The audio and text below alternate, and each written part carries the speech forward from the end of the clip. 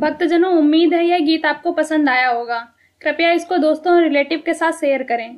अगर आपको किसी भजन पर प्रस्तुति चाहिए तो कमेंट करें।